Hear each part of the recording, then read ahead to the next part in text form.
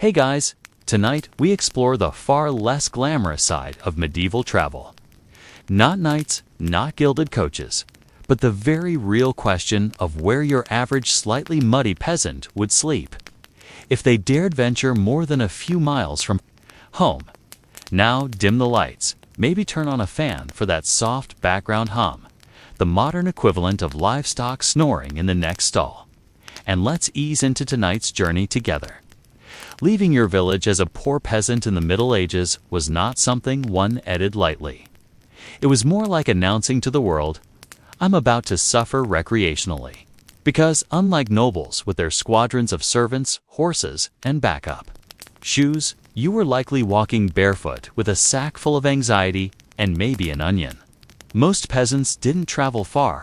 Why would they? The village had everything. Bad bread, debt, religious guilt, and the same 7 people you'd known since birth. But if duty called a pilgrimage, seasonal labor, or running from your landlord, Shin Min, you packed your things.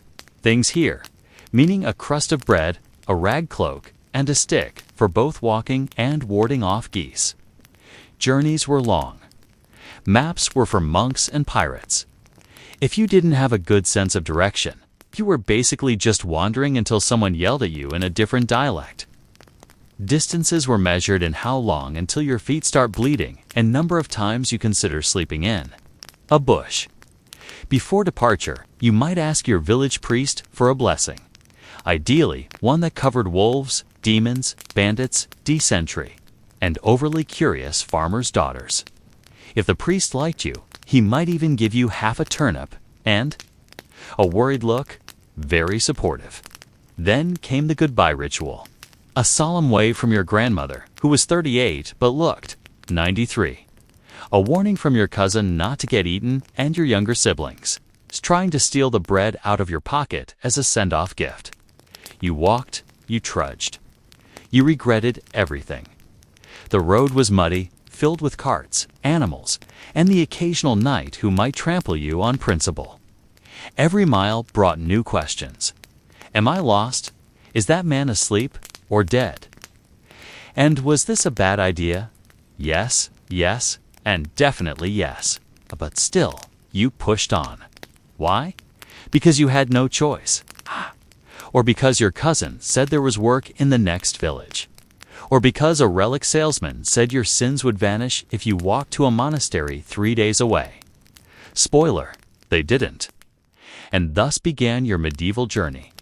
Broke, barefoot, and with a level of optimism only possible before the blisters set in. So, you've walked all day.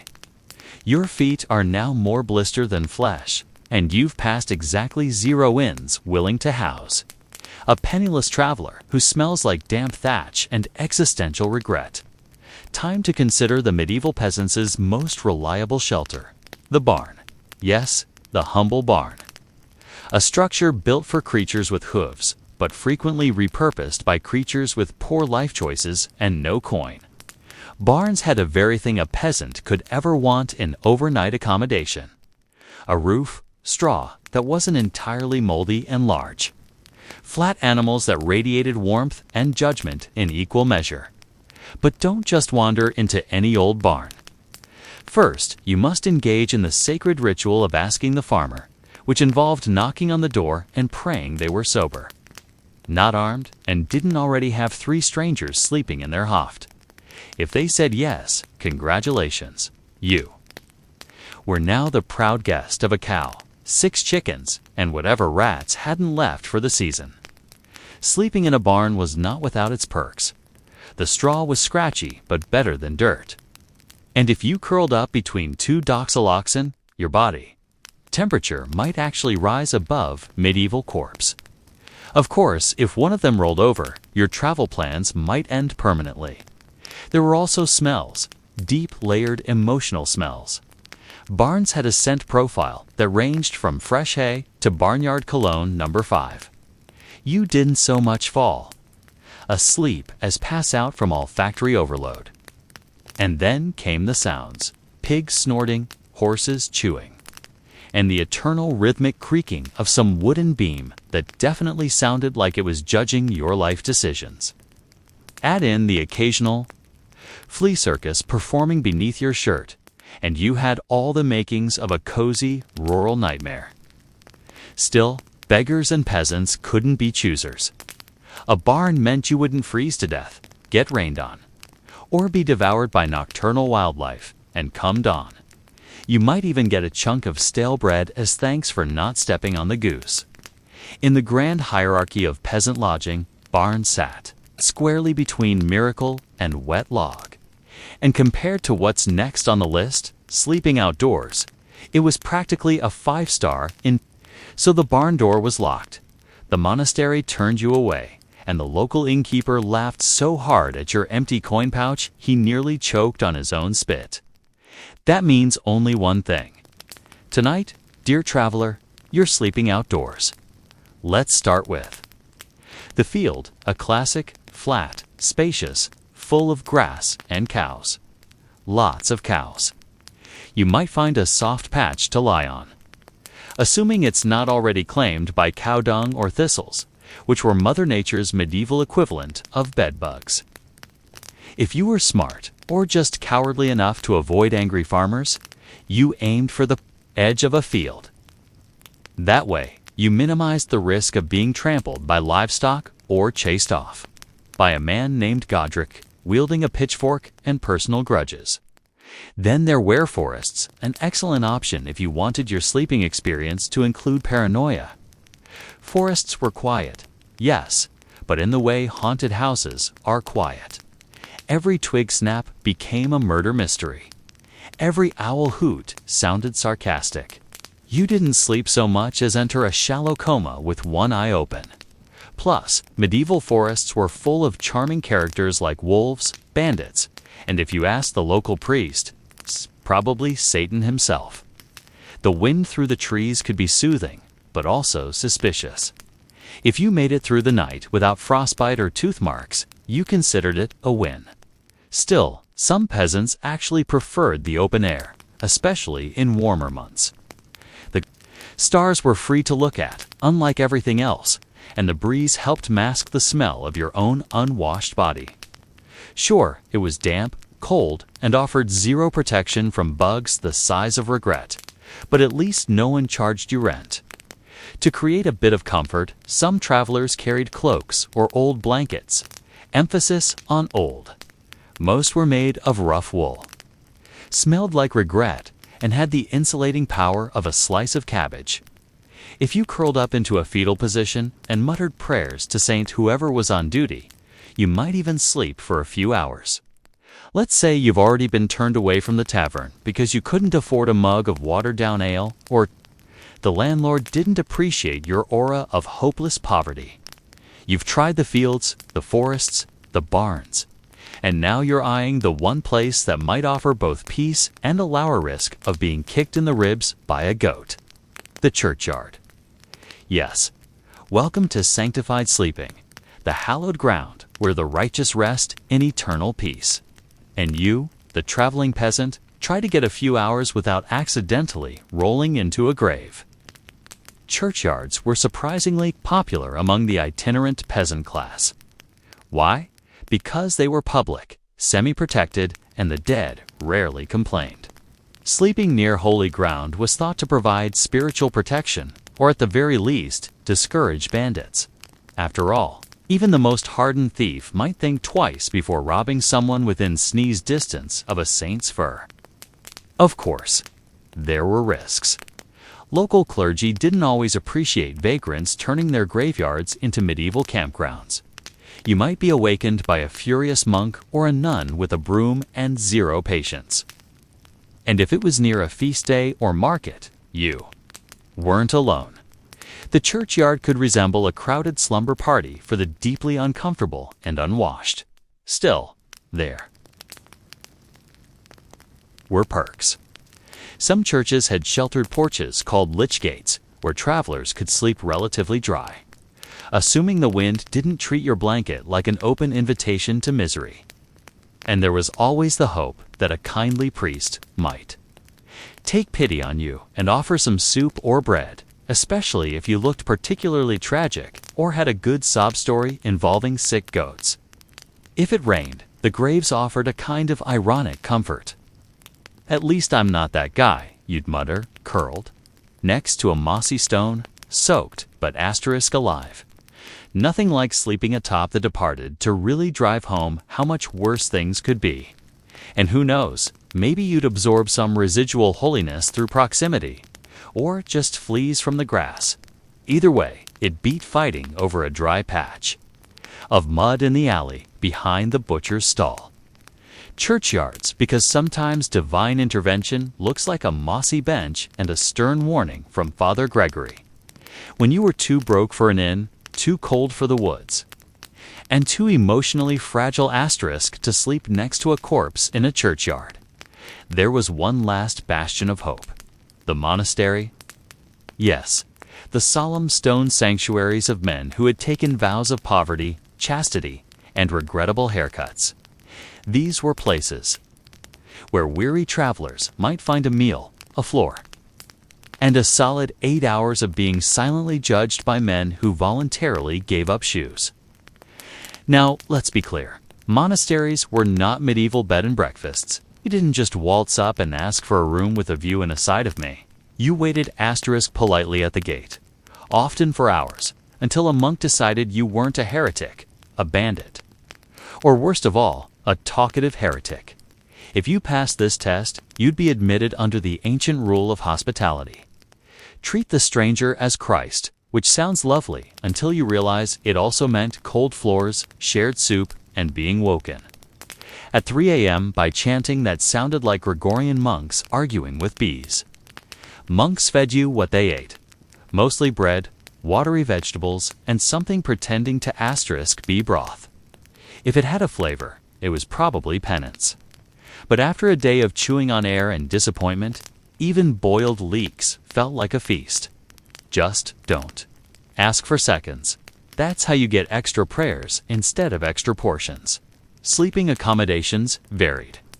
Some monasteries had dedicated guest halls, which is a generous term for a long room with benches, hay, and the faint scent of damp wool and sanctity. You'd sleep among strangers, all trying not to cough too loudly and anger the friar with a broom. If the monastery was poor or overcrowded, you might be told to sleep in the cloister. Essentially a stone hallway with spiritual acoustics and wind that whistled the daisy. Still, monks didn't ask for money. All they expected in return was that you didn't steal anything, didn't blaspheme near the relics, and maybe confessed your sins, which, after 5 nights outdoors, probably included envy, wrath, and thinking about murdering a chicken. Was it luxurious? No. But it was dry, quiet, and came with just enough guilt to keep you humble. So your feet are blistered, your shoes gave up 2 villages ago, and the barn owl you tried to share a tree with last night nearly pecked your nose off. Welcome to the real medieval Airbnb, the roadside shrine. These weren't grand cathedrals or even modest chapels, more like holy vending machines. Little stone or wooden structures, sometimes containing a statue of the Virgin Mary, a local saint, or a chunk of something someone swore was once part of a Martres fur. Positioned at crossroads or along pilgrimage routes, they served 2 main purposes: to inspire piety and to provide just enough cover for a nap without being rained on. For poor peasants on the move, these shrines became sacred snooze booths. If you were lucky, the overhang would be big enough to sit under. Even better to huddle with your knees to your chest and pretend that damp stone was a mattress. And while shrines didn't offer food, bedding, or bathrooms, they did offer one priceless thing: plausible deniability. If someone found you snoring at the foot of St. Mildred, you could always claim to be praying loudly in your sleep. Now, of course, not every shrine welcomed freeloading travelers. Some were lovingly maintained by villagers who didn't appreciate your muddy presence ruining the aesthetic. But others were so remote that even the squirrels had forgotten them. For a weary traveler, that was basically 5-star luxury. It helped that no one wanted to rob a shrine. Bad luck, you see. Bandits might risk their souls for a merchant's pouch. Asterisk, but they drew the line at stealing next to a painted icon of Saint Jerome with laser eyes and a passive-aggressive smirk. There was also a spiritual side. Sleeping near a shrine gave you that faint sense of moral safety, as if the saint would personally intervene if something tried to eat you. Of course, this wasn't guaranteed. Saint Hubert might protect you from werewolves, but probably not from Trenchu or aggressive squirrels. And yet, despite the cold, the rocks, and the faint smell of damp holiness, roadside shrines asterisk remained a favored fallback, not because they were comfortable, but because they weren't worse. By the 7th blister, the 15th, no room. Go away. And the 3rd time you were chased out of a barn by a donkey with boundary issues, you start to fantasize about a real bed, or at least a roof or soup. That's when the warm, flickering glow of an alehouse window starts to look less like a building, and more like a divine apparition with beer breath. Ahuzas and taverns were the medieval version of the truck stop. Asterisk, cheap drinks, questionable company, and enough body heat inside to steam up a window with sheer collective regret. But for the traveling peasant, they were also one of the few indoor options where you didn't have to pretend to be holy or fluent in monk. Let's get one thing straight. You couldn't just walk in and sleep on the bench. If you had coin, you were welcome. If you didn't, well, the door had a wonderful creak to it as it slammed in your face. The drink was the star of the show. Ale, beer, mead, asterisk, whatever the local yeast could be convinced to ferment. Many a peasant would order a single cup and nurse it for hours, hoping to avoid being thrown out. Sometimes, the more charitable innkeepers allowed weary travelers to sleep by the hearth for the price of a drink and a story. Other times, they charged a few pennies for a straw bed in a corner, shared, of course, with whoever else had enough change and body odor. Privacy was a fantasy. You'd sleep shoulder to shoulder with strangers who snored like war asterisk horses and mumbled confessions in their sleep. The floor was sticky, the benches uneven, and the fireplace smoke a constant reminder that oxygen is a luxury. But it was warm, and if you closed your eyes tight enough, you could pretend the rats were just small, curious cats. Sometimes there were songs, sometimes fights, occasionally both at once. But even amid the shouting and spilled ale, there was a strange comfort in it all, a reminder that you were still part of the grand, grimy flow of humanity. Taverns where warmth cost asterisk money, but sleep came free with enough ale. Picture this. It's getting dark. The wolves are howling, or maybe just some very aggressive sheep. And your options are down to sleep in a puddle or knock on the door of a stranger who probably hasn't had a bath since Easter. Time to activate the peasants' final survival strategy: begging for shelter. This wasn't quite the modern Airbnb experience. There were no reviews, no app, and certainly no fresh linens. It was more like a roulette wheel with asterisk fleas. You picked a house that didn't look too murdery, walked up humbly, and pleaded with whoever answered the door for a place by the fire. If you were lucky, the owner would take pity on your blistered feet and let you in. If you were unlucky, they'd let the dog answer instead. Some families, especially in rural areas, were more hospitable. Maybe they remembered what it was like to travel. Or maybe they just liked the gossip that came with hosting a stranger. A good story was worth more than a hot asterisk bath, after all. Mostly because no one remembered what hot baths were. You'd usually be given the least offensive corner of the house, near the hearth if you were lucky, near the goat pen if you weren't. Bedding ranged from straw and an old cloak to a suspiciously crunchy pile of rags. But at least it was indoors. You might even get a meal, a hunk of bread, maybe some root vegetable stew, and water that didn't glow in the dark. In return, you were expected to behave like a saint. No stealing, no asterisk eyeing the daughter, and definitely no suspicious noises after curfew. You were also expected to be up and gone by sunrise, lest you overstay your welcome and transition from grateful guest to suspicious squatter. Of course, this all relied on trust, which in the medieval world was about as sturdy as a three-legged stool in a thunderstorm. But somehow, it worked. Communities took pride in their occasional generosity, and travelers learned the fine art of being humble, thankful, and invisible by morning.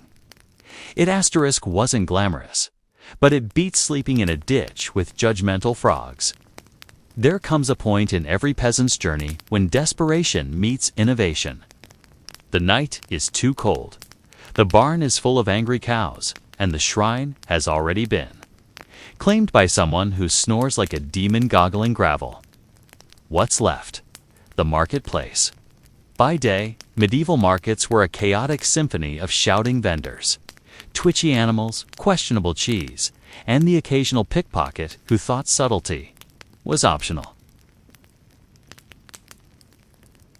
But by night, a ghost town littered with empty stalls, overturned carts, and maybe a half-eaten turnip if you were lucky. In other words, prime real estate.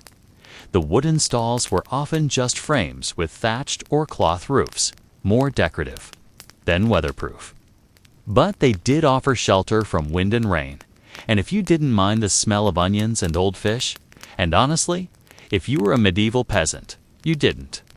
They were perfectly adequate for a night's sleep. Just tuck yourself. Under the counter, wrap up in asterisk whatever sack you were using as a coat, and try not to dream about roast meat. There was also a strategic benefit. Markets were central. They were near roads, churches, taverns, and occasionally, if you were in a fancy town, a public latrine that only smelled mildly hellish. Sleeping there gave you a head start in the morning.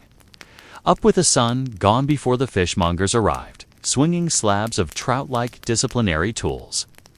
Of course, there were risks. Some towns had night watchmen who didn't take kindly to asterisk unlicensed snoozing. If caught, you might be scolded, kicked awake, or worse, asked to explain yourself using complete sentences. And then there were the animals. Stray dogs, opportunistic rats, and geese. Never underestimate medieval geese. They were loud, territorial, and had a personal vendetta against anything that moved. Still, it beats sleeping in the mud, and sometimes vendors would even leave behind scraps or stale bread too crusty for customers, but just right for someone who hadn't chewed anything solid asterisk since Tuesday. Market sheds weren't built for comfort, but they were there. They were mostly dry, and best of all, they didn't ask questions. In the medieval world, there was one kind of travel that came with a mildly increased chance of sleeping indoors. Pilgrimage. Say you were off to Canterbury, Santiago, or some obscure saint's elbow bone shrine in the middle of nowhere. Congratulations, you just unlocked medieval travels. Only loyalty program. Pilgrim host, also called Hospicia, Xenodokia. Corchus, the place asterisk that smells like sandalwood and feet, were religious guest houses specifically for the holy wanderer. Run by monks, nuns, or locals trying to score points with heaven, these places offered shelter, soup, and the sweet promise of not dying in a ditch. All you needed was a pilgrim's badge, a little token or emblem proving that you were indeed walking for Jesus and not just avoiding your landlord. These badges were the medieval equivalent of a backstage pass, where one and doors might just open. Forget one asterisk, and you were just another vagrant with sore feet and suspicious eyes. Inside the hostel, luxuries varied. You might get a straw mattress, a wool blanket, or if you really struck spiritual gold, a shared bed in a drafty upper room. Clean sheets, hilarious privacy. That's for nobles and heretics. But it was warmish, dryish, and the food, while often just soup that waved at a vegetable, was freeish. Monks were usually the hosts, which meant a few things. Prayer at dawn, silence at supper, and absolutely asterisk no funny business. Pilgrims were expected to behave like saints, even if they smelled like goats. If you were caught stealing, lying, or flirting too enthusiastically with the icon of St. Cuthbert, you'd be out faster than a heretic at a bonfire. Still, for the weary, poor pilgrim hosts were a blessing. One of the few places you could count on some measure of safety and care. They were little sanctuaries on the winding road of medieval chaos. The takeaway: if you had sore feet, spiritual angst, and a asterisk convincing story about a vision involving the Virgin Mary and 3 geese, you could rest easy, at least for one night. Ah, the medieval noble estate, home to fine tapestries, roast swan, courtly intrigue, and a backyard full of peasants trying to sleep discreetly next to the manure heap. Yes, for the particularly bold traveler, noble lands offered opportunity. So long as you understood your place, and that place was very much behind the stables. Now, you weren't exactly strolling up to the castle and asking for a room. That asterisk sort of thing got you crossbowed. But noble estates were vast. Manor houses, fields, storehouses, livestock pens, and crucially outbuildings. The stables, granaries, hofts, and tool sheds provided cover, warmth, and, if you were lucky, a goat that didn't mind company. If you had a good sob story and the luck to catch a charitable steward, you might even be granted official permission to stay briefly. Nobles like to show off their Christian piety now and then.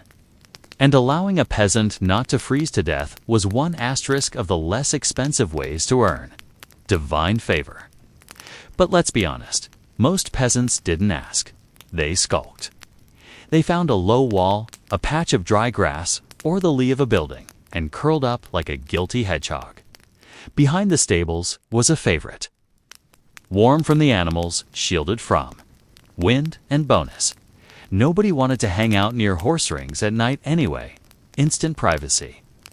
Risks abounded, of course. If a guard spotted you, you might be chased off or roughed up, depending on how bored he was. If the noble was asterisk particularly paranoid, you might be accused of being a poacher, a thief, or just too scruffy to be tolerated, eh? And if the livestock didn't like you, well, let's just say being kicked by a medieval donkey was a character-building experience. Still, for the desperate noble lands were tempting. They had resources, fences, and a tendency to leave things lying around unsupervised.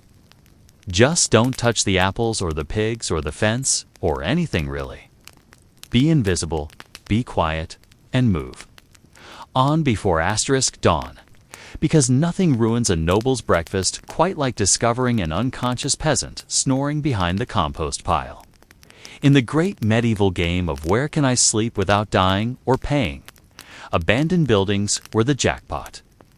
Sure, they were collapsing, full of rats, and almost certainly cursed. But did we mention they were free? The beauty of an abandoned cottage, burnt-out smithy, or ruined mill was that no one cared.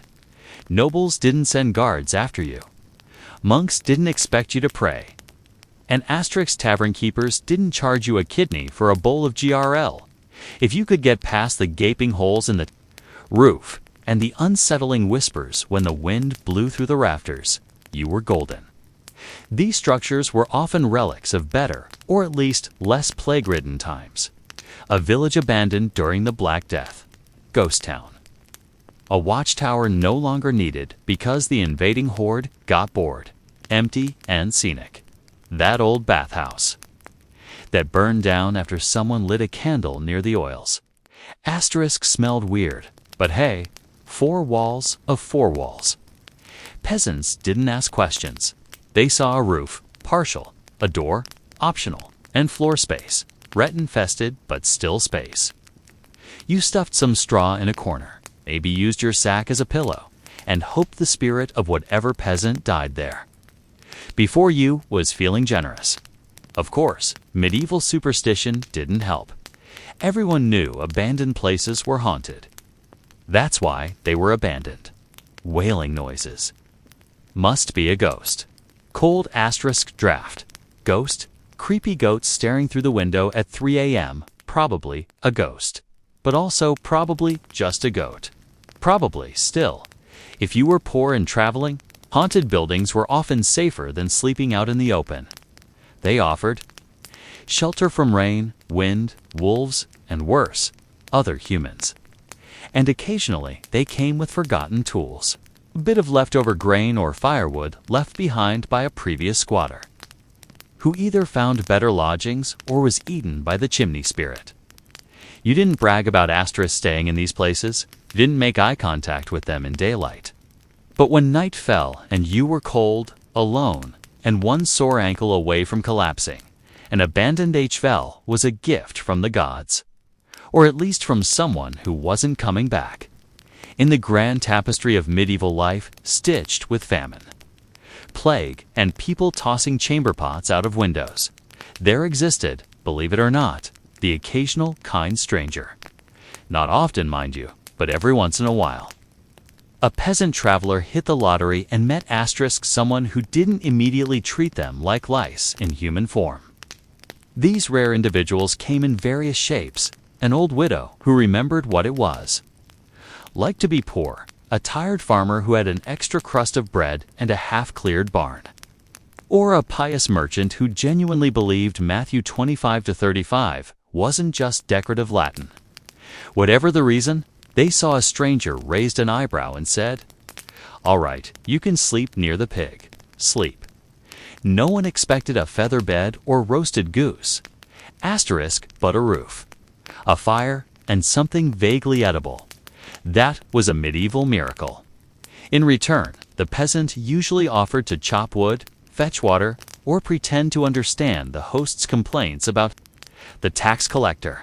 Of course, not every kind stranger was purely altruistic. Sometimes kindness came with a request. Watch the kids, scare off wolves, help fix a wheelbarrow that last saw maintenance during the Crusades. Still, it was a fair trade compared to being mugged by bandits or eaten by wild * dogs. The danger, naturally, was that not every stranger who looked kind was. There were scams, traps, and the occasional innkeeper who'd let you sleep under his roof, then accidentally forget to mention the lice infestation until you'd already started scratching. But those were just the risks of the road. Word of mouth helped. Villagers whispered names of good folk. Old Martyr near the river. Brother Anum, 2 valleys over. That weird shepherd with a soft spot for travelers and sheep alike. These weren't hostiles. They were whispers of hope scattered across the map like breadcrumbs. So yes, sometimes the desperate traveler found a fire, a bowl of stew, and a smile that didn't look suspicious. And in a world where trust was as rare as fresh bread in February, that meant everything. Just don't overstay your welcome. Even kindness had a checkout time. Let's clear one thing up right away. When we say poor peasants slept with animals, we're talking about proximity, not passion. This isn't 50 * shades of hay. It's about survival. Cold, damp, wheezing in the dark, survival. Because when winter came knocking, and the only thing between you and hypothermia was a pig named Marjorie, you cuddled up and tried not to think about the smell. Animals were medieval central heating. Cows, sheep, goats, and pigs radiated. Warmth like big wheezing radiators that occasionally tried to eat your bedding. In many peasant homes, especially those humble enough to qualify as livestock inclusive, their * wasn't much of a separation between living quarters and barn. The pig got one corner, you got the other. And the chicken wandered wherever it wanted, because no one had the energy to argue with it. On the road, it was no different. Sleep near an ox cart.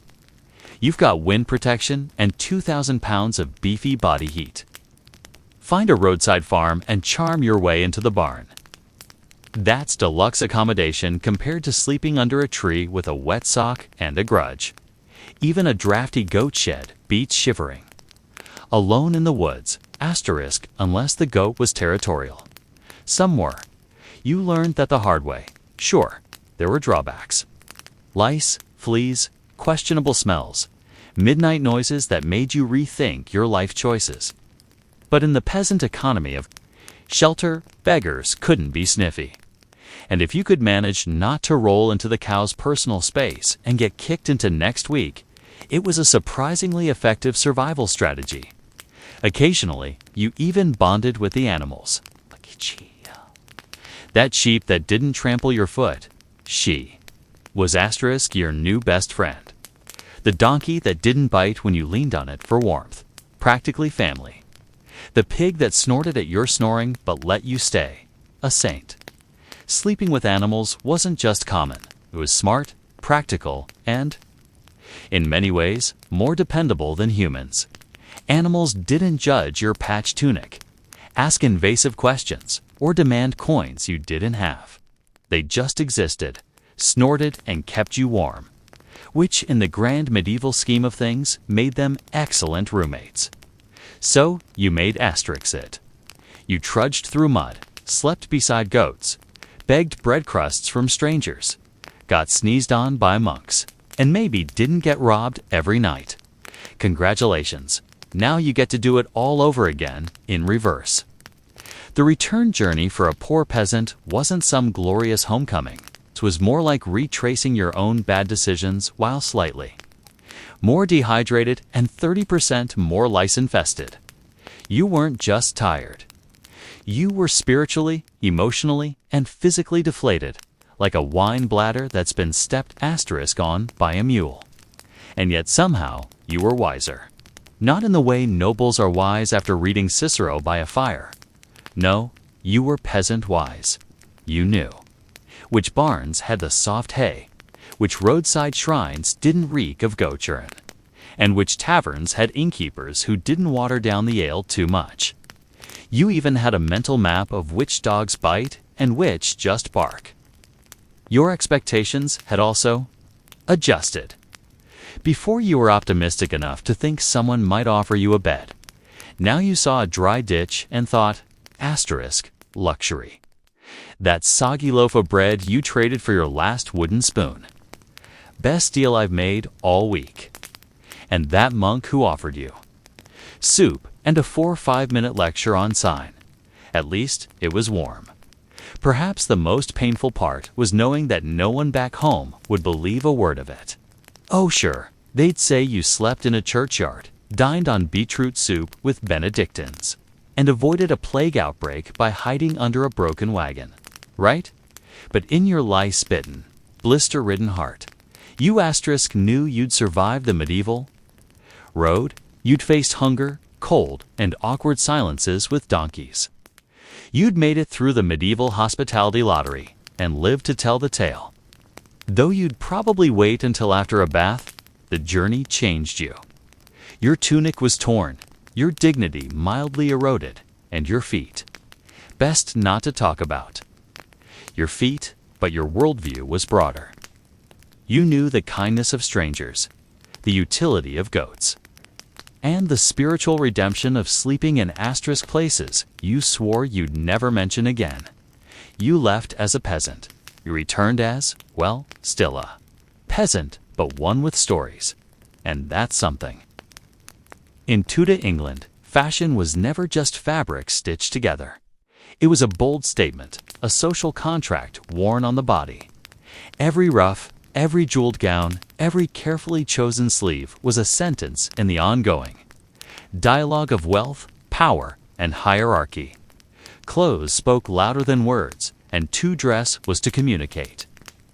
The tutor lived in a world where appearances asterisk mattered immensely, and the monarchy, ever eager to maintain order, ensured that fashion became a tightly controlled language. This language was enforced by the infamous sumptuary laws which dictated exactly what could and could not be worn by each class of people. These regulations were not merely suggestions, they were legal commands. Velvet, for instance, was the preserve of nobility. If a common merchant dared to dress himself in such luxurious fabric, he risked being fined or publicly shamed. Asterisk purple. Dye, rare and expensive, was strictly reserved for royalty, while gold embroidery marked the highest ranks of society. Even furs were ranked, man and sable for nobles, while lower classes were confined to rabbit or fox. The cut of a sleeve or the shine of a jewel could instantly betray whether you were living above your station or daring to pretend you were. For the Tudors, clothing was also a theater of loyalty. To dress in a manner approved by the crown was to show submission to the social hierarchy that held England together. A courtier in Henry VIII's court glittered like a walking jewel box, his slashed sleeves revealing glimpses of rich silks beneath, while his codpiece announced virility and confidence. Meanwhile, peasants trudged through muddy fields in rough, spun wool, their clothing practical, drab, and deliberately unadorned. The gulf between the classes was stitched into every seam. But it wasn't only about legality. It was about survival. One misstep in fashion could be interpreted as arrogance, or seem rebellion. Wearing silk when you were not entitled to it suggested pretensions above your rank, a dangerous move in a kingdom where the monarch's authority was absolute. In this sense, fashion was a silent performance of obedience. To follow the code was to keep your place, to break it was to invite ruin. Touch your clothing, then, was not just about looking good. It was about living carefully in a world where fabric itself carried the weight of politics. If there was one piece of clothing that screamed Tudor, it was the ruff. At first, it was just a modest frill peeking out from the collar, a neat little frame for the face. But like so many fashions born in Tudor England, it grew bigger, bolder, and more absurd with each passing decade. By the reign of Elizabeth I, ruffs had ballooned into architectural marvels of linen, lace, and starch, encircling the head like the halo of a saint, though they were less about holiness and more about status. Creating a proper ruff was no casual task. Each one required fine linen, often imported, which was then painstakingly starched and pleated into a perfect series of loops. The stiffer the ruff, the more fashionable it was. Some were edged with delicate lace, others embroidered with gold or silver thread, and they weren't just for women.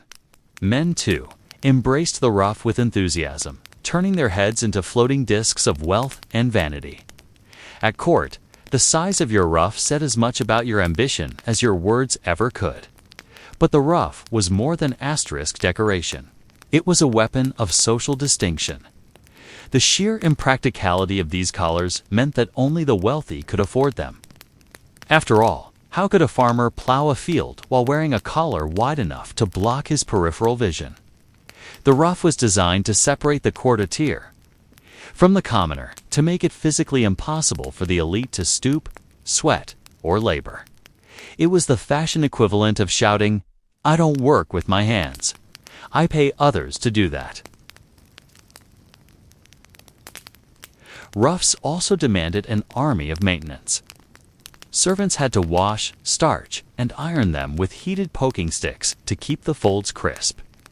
A wrinkled or sagging ruff was a disaster, signaling laziness or worse, poverty. In this way, the ruff acted like a social trap. Once you adopted the style, you had to keep investing in its upkeep or risk humiliation. And yet, beneath the ridiculousness, there was beauty. Ruffs framed faces like portraits, drawing attention to powdered skin and jeweled earrings. They symbolized the Tudor obsession with order and display. Every fold identical, every crease deliberate. In the Tudor world, where appearances were everything, the ruff was the perfect metaphor. Uncomfortable, expensive, and completely unforgettable. Among the many eccentric fashions of the Tudor, few were as flamboyant or as telling as the slashed sleeve. At first glance, it might look like someone had taken a knife to their doublet in a fit of rage, leaving it tattered and ruined. But in truth, this was a carefully orchestrated style. A deliberate cut into fine outer fabric to reveal a more luxurious layer beneath. The idea originated on battlefields of continental Europe, were soldiers short of proper clothing, hacked their worn garments to make space for captured silks and bright fabrics underneath. What began as a practical improvisation was soon elevated into a courtly fashion. In Tudor England, slashes became an art form. Noblemen strutted about with sleeves sliced into precise patterns through which vibrant silk or velvet asterisk puffed out in contrast. It was clothing as spectacle, fabric turned into theater. The slashed sleeve also carried symbolic weight. It was a display of wealth, announcing that the wearer could afford not just one expensive fabric, but two, and wastefully cut one to showcase the other. In a world obsessed with hierarchy, the very act of destroying valuable cloth to make a point was the height of extravagance. Only the privileged could indulge in such ostentation. And of course, some two laws once again dictated who could slash and what fabrics they could display. A peasant imitating the trend might quickly find himself fined, or worse, mocked as a pretender. For women, slashing was no less elaborate. Gowns were cut open at sleeves or bodices, allowing contrasting undergarments to peek through. Combined with embroidery, jewels, and flowing ribbons, a woman's dress became a layered tapestry of colors and textures designed to dazzle the eye. The effect was both playful and powerful, allowing wearers to manipulate attention. What was revealed and what remained hidden became a form of controlled seduction, yet the practicality was almost non-existent. Slashed clothing snagged easily, required constant repair, and demanded skilled tailor to arrange the underlayers properly. Practicality was never the point. Tudor dress existed to proclaim, "I am wealthy enough to wear the impractical." Fashion was deliberately uncomfortable, deliberately difficult, because ease was the privilege of the laborer. The courtier's role was to impress, not to toil. Slashed sleeves then were more than mere decoration. They were a metaphor for Tudor life itself, an age of surface brilliance, carefully orchestrated display, and the constant tension between what was shown and what was concealed. If the ruff framed the face and slashed sleeves teased the eye, the jeweled gown was the full symphony of Tudor wealth on display. These gowns were not mere garments. They were walking treasuries heavy with gemstones, pearls, embroidery, and precious metals stitched directly into the fabric. For Tudor women at court, especially queens and noble ladies, a gown was less about comfort and more about making a statement the moment they entered a room. Power, prestige, and divine favor. Take, for instance, Anne Boleyn, who understood better than most the language of clothing. She dazzled Henry VIII with her French-inspired gowns, rich in detail and exotic in flair. Elizabeth I, her daughter, elevated this to new heights. The Virgin Queen appeared in gowns so encrusted with pearls that foreign ambassadors reported her as a vision of light. Pearls, after all, symbolized purity, a calculated message for a monarch who styled herself as England's eternal maiden. Every jewel was propaganda sewn, not just into fabric, but into the imagination of all who gazed upon her. But the extravagance went beyond symbolism. It was also sheer intimidation. Jeweled gowns were astonishingly expensive, requiring not just fine cloth like velvet or satin, but also embroidery done with gold and silver thread. Small armies of seamstresses, embroiderers, and jewelers collaborated to create a single dress. Some gowns were so heavy with adornments that the wearer could scarcely move without assistance. Far from being a drawback, this stiffness enhanced their aura. Queens and noblewomen moved slowly and deliberately, not because of ceremony alone, but because the weight of their clothing demanded it. These gowns also reinforced the great divide between classes. While the nobility glittered like living treasure chests, common women wore simple wool or linen. The jeweled gown was a reminder that the elite existed on a different plane, adorned with the very materials most people would never even touch. And like all things Tudor, there were rules. Certain stones and fabrics were reserved for royalty and the highest nobility. A lesser lady dressing above her station risked being accused of arrogance or ambition. The jeweled gown, then, was not fashion alone. It was a weapon in the arsenal of Tudor politics. A dazzling illusion of unshakable power. Asterisk when Elizabeth I appeared. Robed in pearls and rubies, she was not simply dressed. She was declaring herself England incarnate, a monarch whose very clothing testified to divine and earthly supremacy. Few garments in history captured the strange mix of bravado, insecurity, and spectacle quite like the codpiece in Tudor England. This curious addition to men's attire became the ultimate symbol of masculinity, wealth, and quite bluntly, virility. What began as a practical flap of fabric to cover the asterisk gap between a man's hose quickly evolved into something much more. An exaggerated pouch, padded and sometimes even jeweled, that made a man's groin the literal centerpiece of his outfit. The codpiece first emerged in the late 15th century, when men's hose were cut so tightly that they left little modesty in the middle. A small triangular piece of cloth was added to cover the gap. But as the Tudor embraced bold fashion statements, this modest cover grew, swelled, and ballooned until it became asterisk impossible to ignore. By the reign of Henry VIII, codpieces had become almost comically large. Some were stuffed with fabric, others reinforced with wire, and the most ostentatious were decorated with embroidery, ribbons, or even jewels. A king or nobleman might walk into court glittering from head to toe, only to have every eye drawn to the padded bulge proclaiming his potency. For Henry VIII, the codpiece was particularly useful. In his younger years, it emphasized his athletic, virile image. Later, as age asterisk and illness plagued him, the codpiece became almost a piece of propaganda, suggesting strength and fertility at a time when both were fading. Rumors even swirled that Henry used his codpiece to conceal medical dressings, making it a blend of necessity and bravado. Either way, the codpiece was inseparable from his image as a monarch who embodied masculine dominance. Beyond Henry, the codpiece served as a social marker. A well-padded, richly decorated codpiece announced wealth. You could afford fine asterisk tailoring and the frivolity of flaunting yourself. For soldiers, it was tied to notions of virility and courage. In portraits, commanders posed with codpieces as large as their swords, blurring the line between military might and sexual dominance. But like many Tudor fashions, the codpiece eventually collapsed under its own absurdity.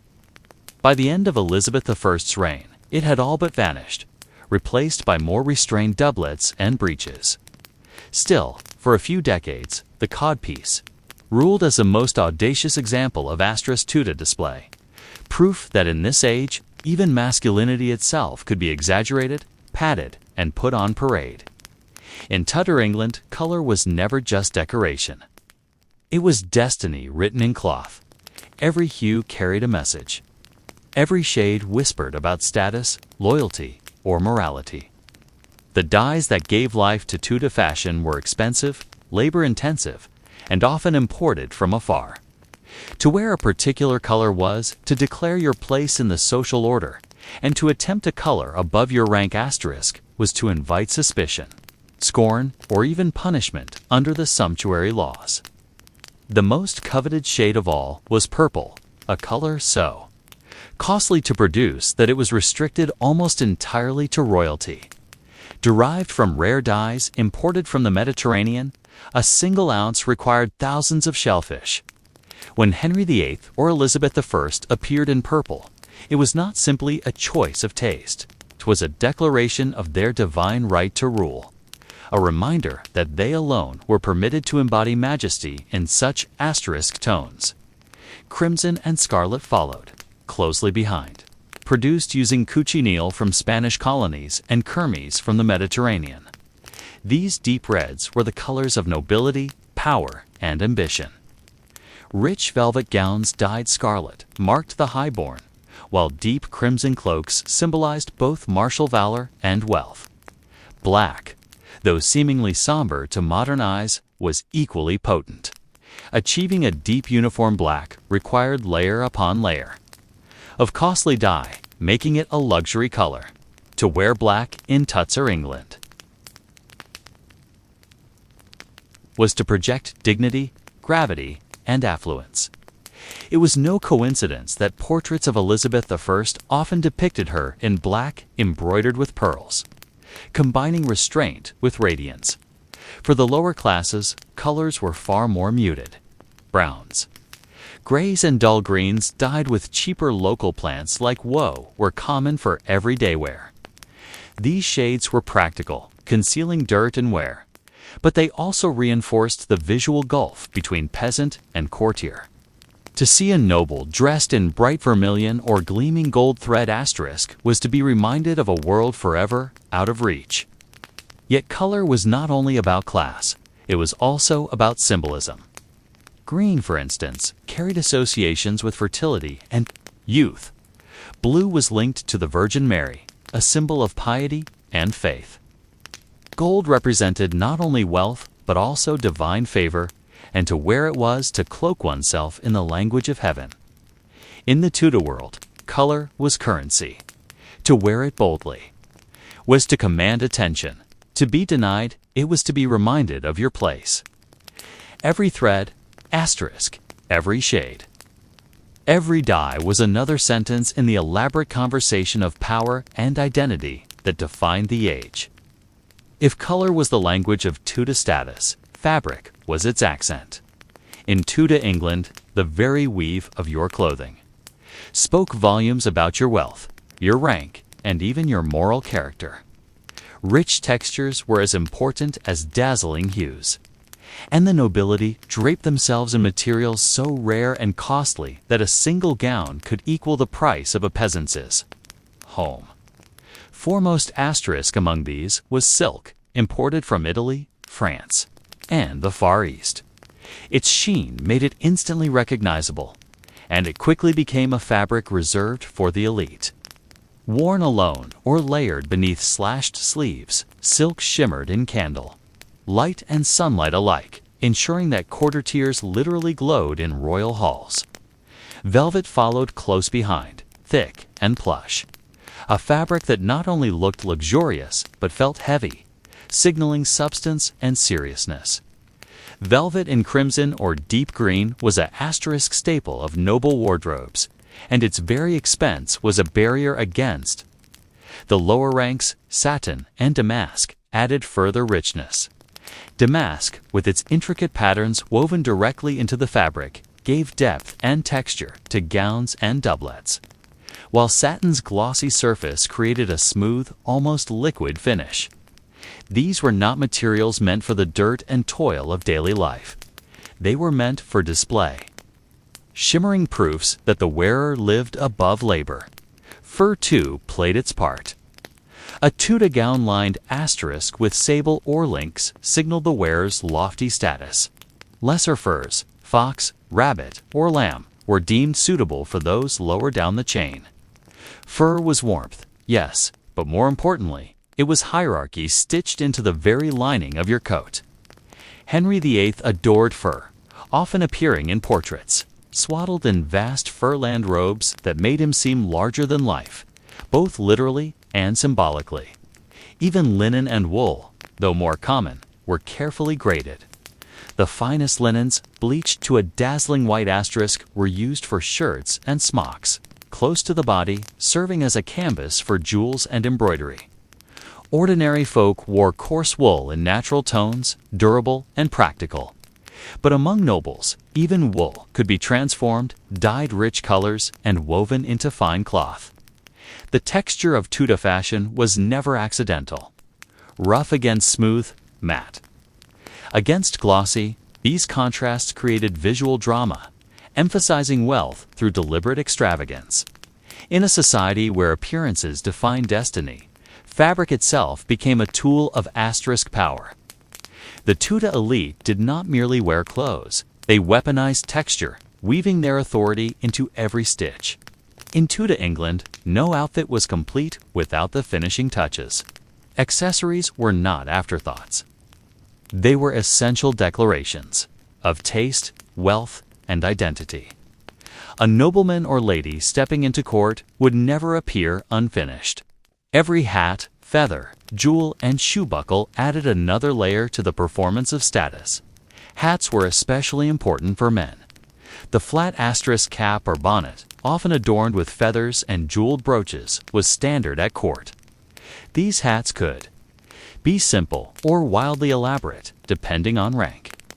Henry VIII was rarely seen without a broad, firmed cap glittering with gems. For women, hoods were the accessory of choice.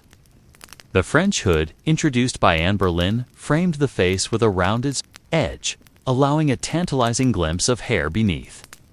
In contrast, the gabled hood, favored by Catherine of Aragon, formed a rigid triangular shape asterisk, echoing the rooflines of Tudor houses. Each choice was political as much as personal. Adopting one hood over another aligned a woman with a particular faction or fashion trend.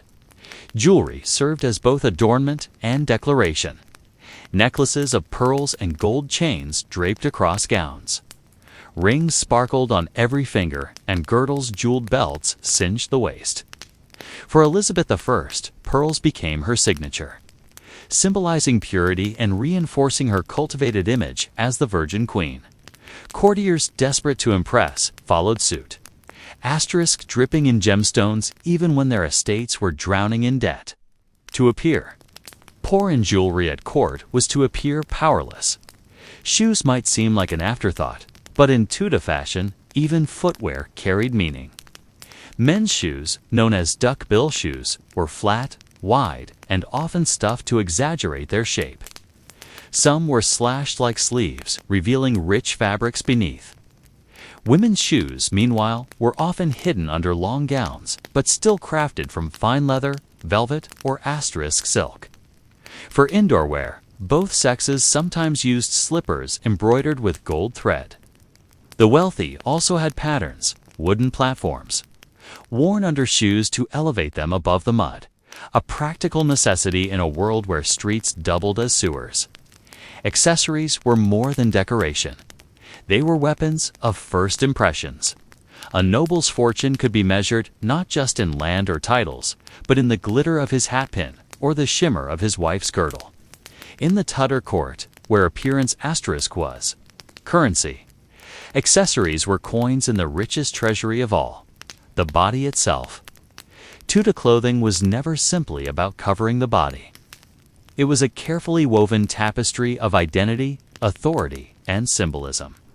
To step into a Tudor gown or doublet was to step into a role, one dictated not only by personal taste, but by the crown itself. Every ruff, every jewel, every puffed sleeve was part of a script that defined who you were allowed to be in the rigid hierarchy of Tudor England. For the monarch, fashion was a stage. Asterisk Henry VIII's vast furland coats and monstrous codpieces projected dominance, virility, and wealth. Even as his body weakened beneath the burden of age and disease, Elizabeth I turned her gowns into armor of image, each encrusted with pearls, suns, and symbolic embroidery that cast her not just as a queen, but as a living icon she mastered. The art of dressing as politics.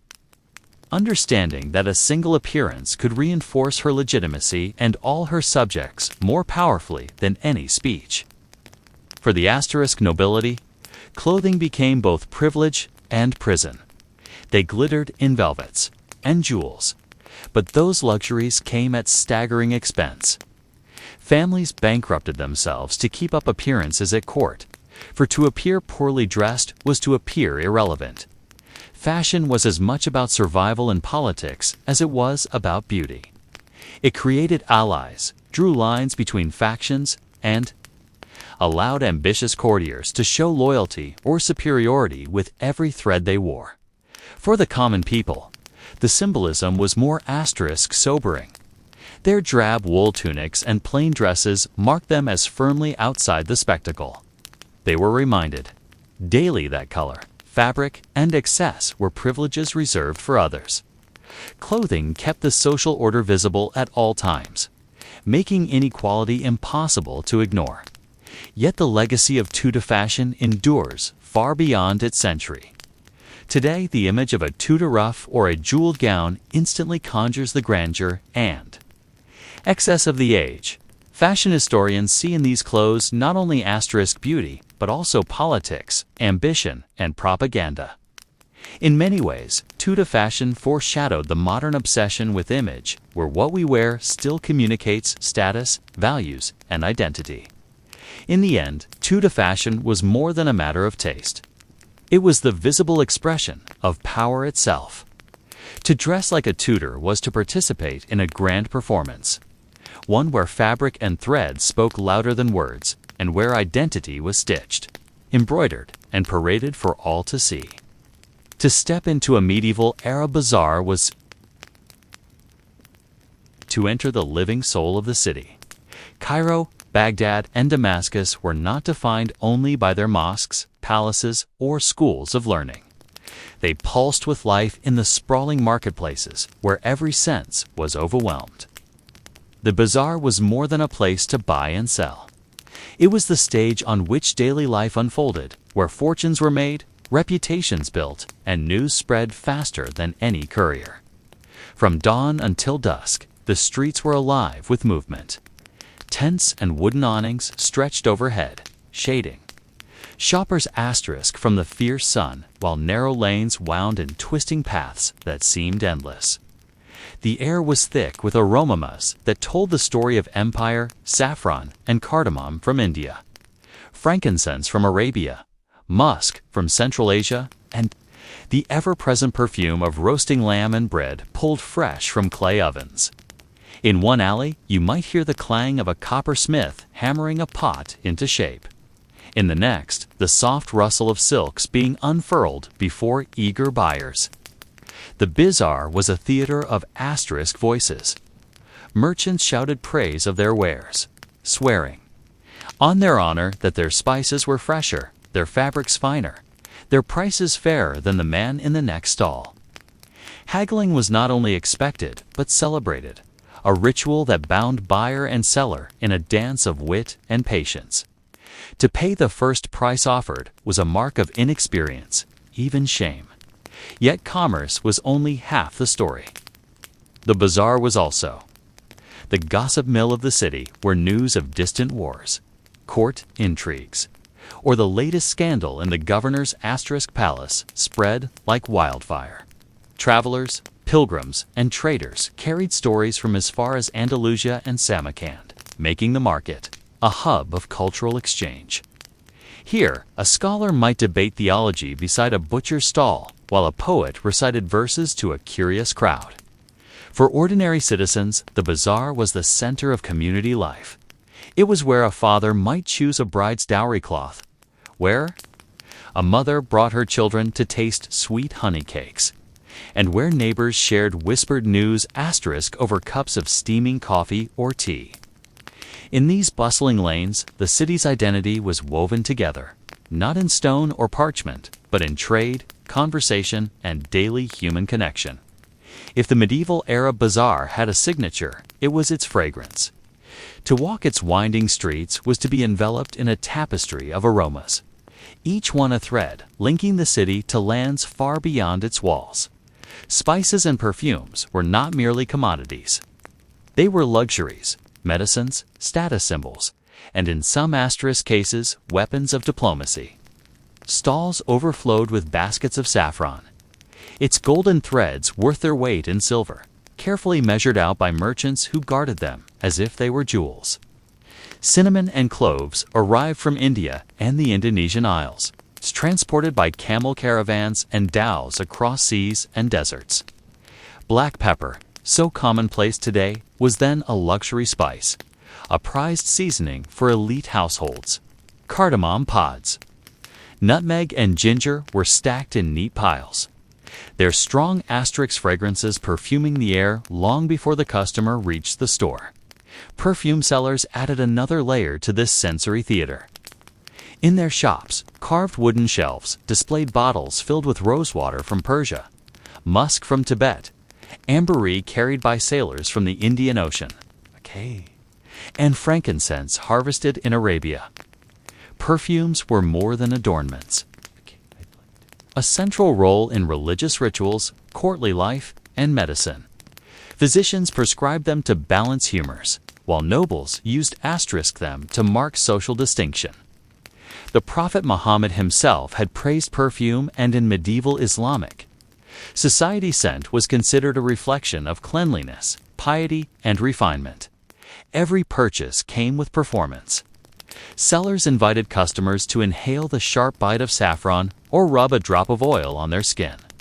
They boasted of distant origins from the mountains of Yemen, from the ships of Gujarat, and sometimes exaggerated, for in the bazaar storytelling was as important as the product itself.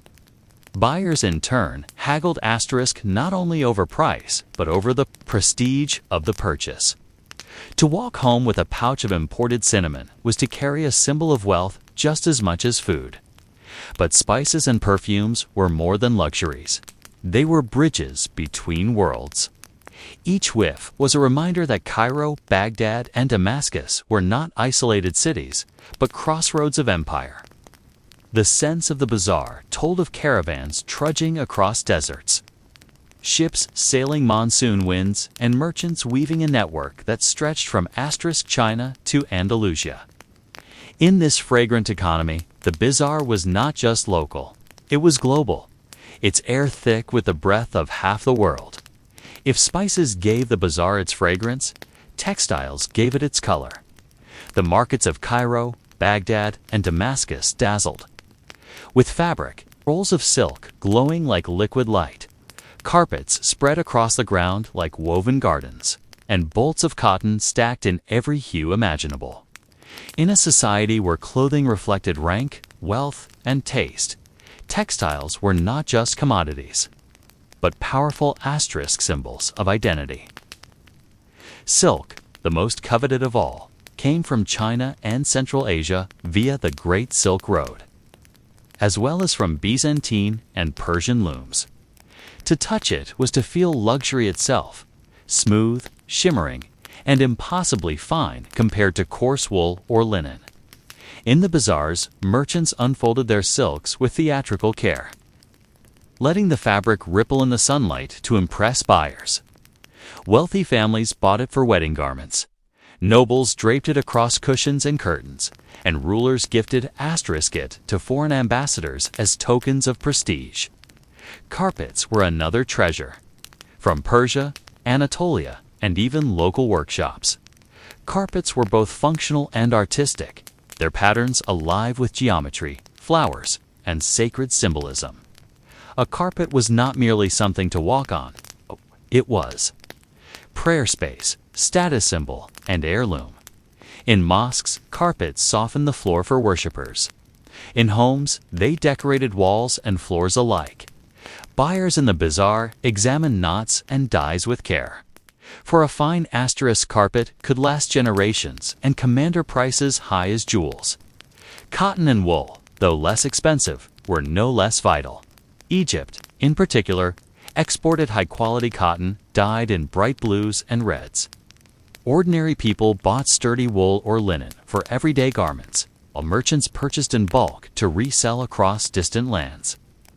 Deer's quarters filled alleys with vats of indigo, madder root, and saffron, staining fabrics in brilliant shades that transformed the bazaar into a festival of color. Every transaction was asterisk alive with ritual. Buyers tugged at the weave to test strength, held fabric to the light to see its quality, and always haggled fiercely over price. Sellers responded with boasts of origin. Persian knots, Damascus dyes. Knowing that provenance carried as much value as the cloth itself, to wander the textile stalls was to witness a pageant of wealth and aspiration. Here, fabric was more than material, it was memory, status, and connection. Each thread bound the bazaar to the wider world, weaving together China, asterisk Persia, India, and the Mediterranean into one vast, colorful tapestry. If the medieval bazaar dazzled the eye and intoxicated the nose, it also overwhelmed the ear. The market was a symphony of sound, an unending chorus that blended commerce, music, and storytelling into the daily rhythm of urban life.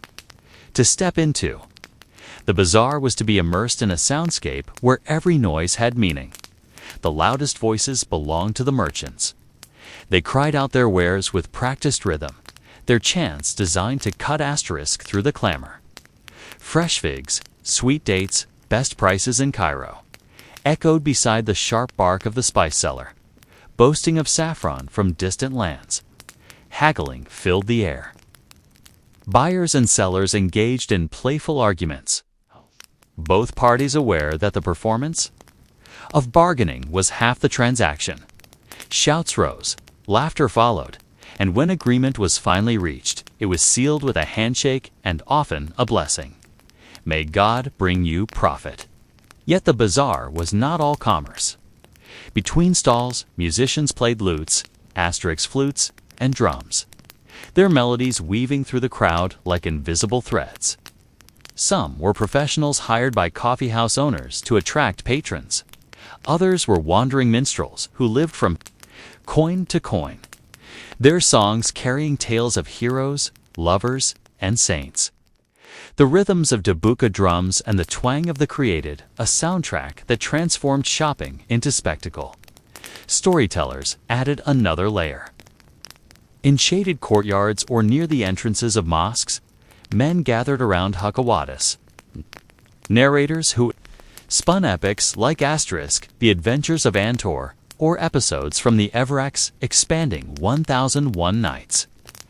Crowds leaned in as voices rose and fell, punctuated by gasps, chuckles, or cheers.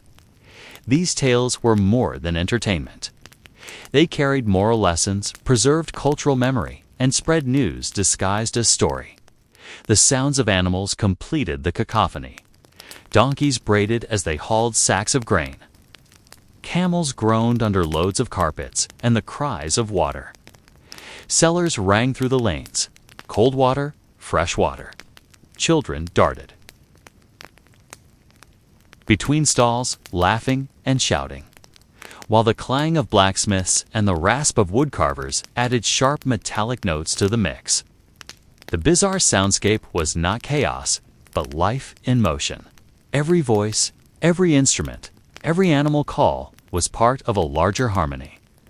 It was a living concert where trade, art, and community blended, reminding all who entered that the bazaar was not just a market, but the very heartbeat of the city. The medieval era bazaar was not only an economic engine, it was a political arena.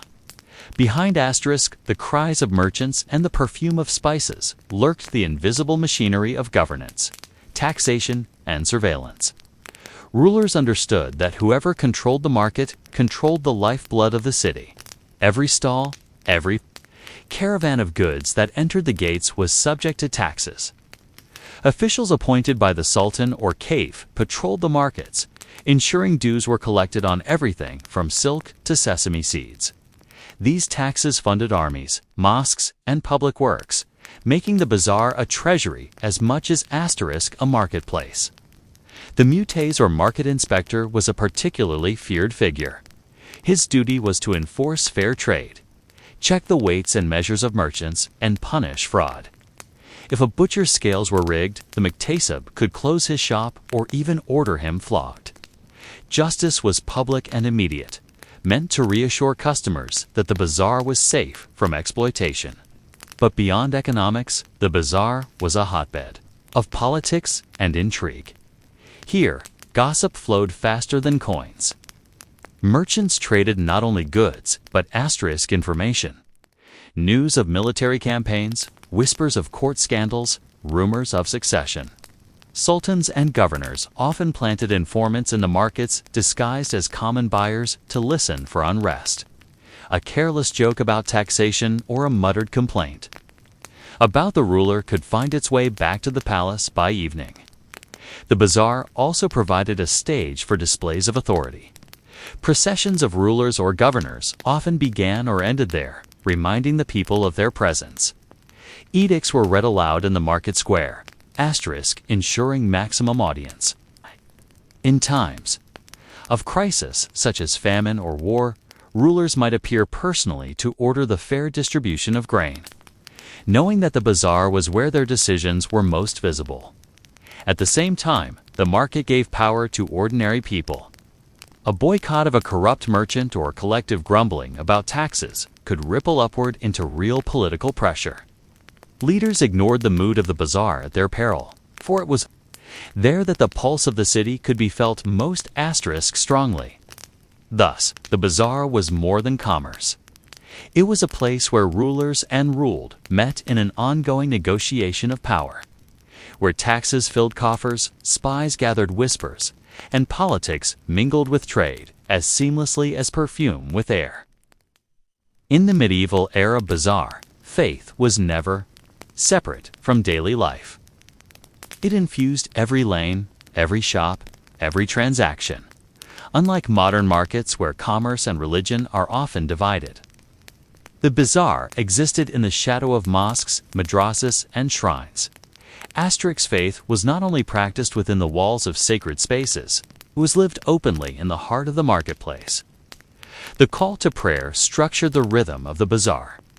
5 times a day, the muezzin's voice echoed from minuets, rising above the noise of bargaining and clattering hooves. At once, shopkeepers drew curtains over their stalls. Customers paused in mid-haggle, and men streamed to the nearest mosque or prayer corner. Markets in Cairo might fall suddenly silent, save for the shuffle of sandals on stone before bursting back to life with renewed energy after prayer. Charity, too, was an inseparable part of bazaar culture. Merchants were expected not only to sell, but to give. A portion of profits was often donated as zakah alms mandated by Islamic law or as voluntary sadaqah. In some bazaars, water fountains and public kitchens funded by charitable endowments, walks stood at the entrances, ensuring that the poor and travelers did not go thirsty or hungry. To refuse generosity was to risk both divine displeasure and social scorn. Ritual purity shaped how goods were handled. Butchers adhered to Islamic rules of slaughter and market. Inspectors ensured that food was prepared according to religious standards. Perfume sellers invoked hadiths praising cleanliness, while scribes often copied Quranic verses for sale alongside poetry. Faith was woven even into commerce itself. Contracts and receipts might open with, "In the name of God," reminding buyer and seller that every transaction carried moral weight. Religious festivals turned the bazaar into a stage of celebration. During Ramadan, markets lit up with lanterns. Sweet sellers displayed trays of honey cakes, and nights were filled with music after the fast. On Eid, bazaars were crowded with families buying new clothes, perfumes, and gifts, their joy spilling into streets already decorated with banners and lights. The bazaar was never only about goods, it was about the soul of the city. Here, devotion walked hand in hand with commerce, prayers mingled with bargaining, and charity softened the harshness of trade. In the medieval Arab world, to shop was also to live one's faith in public, surrounded by the shared rituals that bound community and belief together. The medieval era bazaar was not only a marketplace for goods, it was a crossroads of civilizations. Few other places in the world brought together such a diversity of people, languages, and traditions. Cairo, Baghdad, and Damascus stood at the junction of global trade routes, and their bazaars reflected this international reach. To walk through them was to encounter half the known world in a single afternoon. Foreign merchants were common sights. Persian traders in flowing robes offered carpets and metalwork. Indian merchants unloaded spices, precious stones, and cotton. Greek and Italian dealers carried glacier wines and fine cloth. From the African interior came ivory, gold, and enslaved people, while caravans from Central Asia brought horses, furs, and exotic birds. Each group spoke its own tongue, but Arabic served as the lingua franca of trade, allowing deals to flow smoothly across cultural boundaries. The bazaar also functioned as an embassy without walls. Diplomats and envoys often visited markets to observe local wealth and gauge the mood of the city. Deals struck here could shape alliances, while disputes could escalate into political crisis. In this way, bazaars served as informal stages of diplomacy where trust and suspicion mingled as tangibly as the scents of cinnamon and musk. But the cultural exchange was not limited to politics or commerce. It extended to knowledge. In Baghdad's bazaars, booksellers sold volumes of philosophy, medicine, and astronomy. Many translated from Greek, Persian, and Sanskrit into Arabic. Scholars browsed alongside merchants, and ideas traveled with goods. A mathematical treatise might leave Baghdad in a caravan bound for Damascus, only to end up in Andalusia, influencing scholars in Córdoba.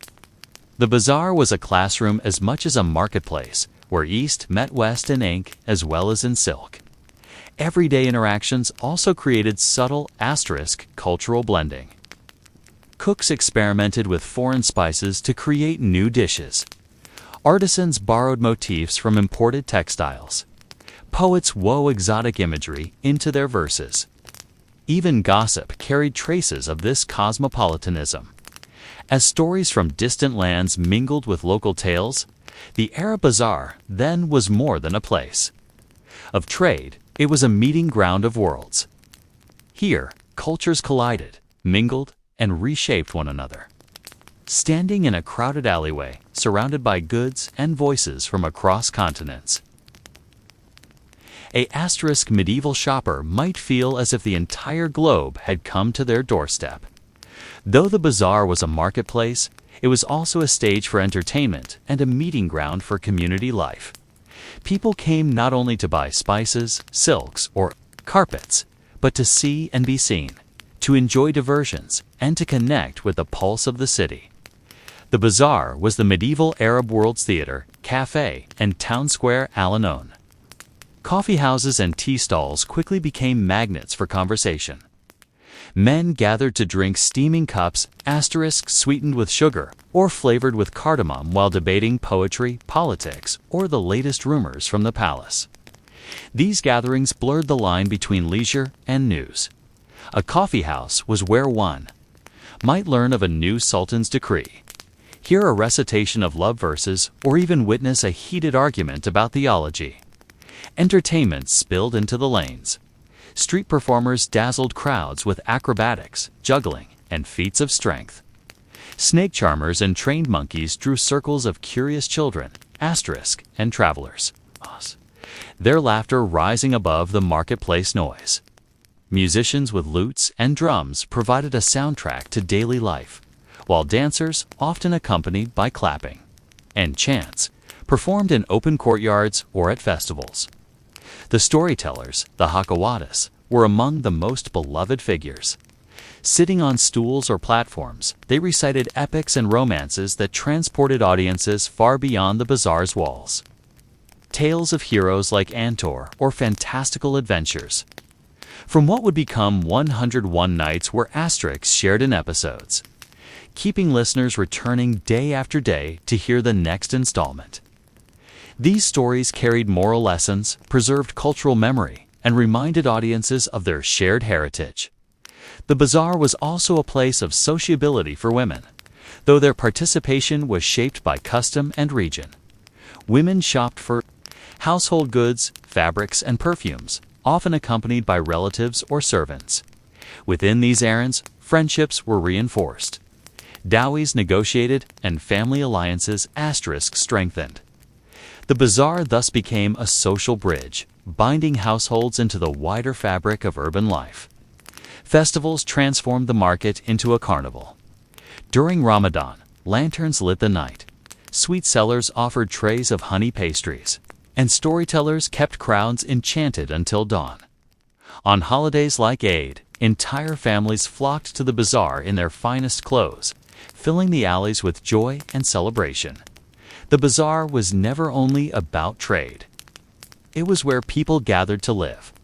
Asterisk through laughter, stories, music, and shared ritual. It became a living stage of entertainment and social life. The true theater of the medieval city. Long after the traders packed away their wares and the storytellers finished their tales, the legacy of the medieval era bazaar continued to shape the world. These marketplaces were more than local centers of trade. They were engines of globalization centuries before the word existed. From Cairo's Carnal Khalili to Baghdad's bustling souk and Damascus Alhamdia, the bazaar defined the city and radiated its influence across continents. Economically, the bazaars linked regions into a vast network of exchange. Spices from India, silks from China, ivory from Africa, and furs from Central Asia all converged here to be resold and carried westward into Europe. Without the bazaar as an organizing hub, the flow of goods along the Silk Road and across the Mediterranean would have faltered. These markets were the arteries of medieval commerce, pumping wealth and variety into societies that Asterisk had never before known such abundance. Culturally, the bazaars were equally transformative. They spread not only products, but also ideas. Mathematical concepts from India, medical texts from Greece, poetry from Persia, and technologies like papermaking from China. The booksellers of Baghdad's markets, for instance, helped make the city a center of learning, where knowledge was translated, debated, and transmitted. In this sense, the bazaar was a library without walls, where wisdom traveled with the same speed as silk or cinnamon. Asterisk socially, the bazaar left its mark as the meeting ground of communities. It was the place where rich and poor brushed shoulders, where merchants and scholars conversed, where strangers became neighbors through the shared rituals of bargaining and storytelling. This social glue gave medieval cities their vitality and resilience, binding diverse populations into a single civic identity. The echoes of the medieval bazaar still linger today. Modern markets from Istanbul's Grand Bazaar to Morocco's Asterisk Souk preserve the architecture, scents, and rhythms of their ancestors. Even in digital marketplaces where haggling is replaced by clicks, the essence of the bazaar remains: exchange, connection, and the mingling of cultures. In the end, the medieval era bazaar was never only about trade. It was the living heart of cities, the crossroads of empires, and the stage on which daily life, politics, and culture unfolded.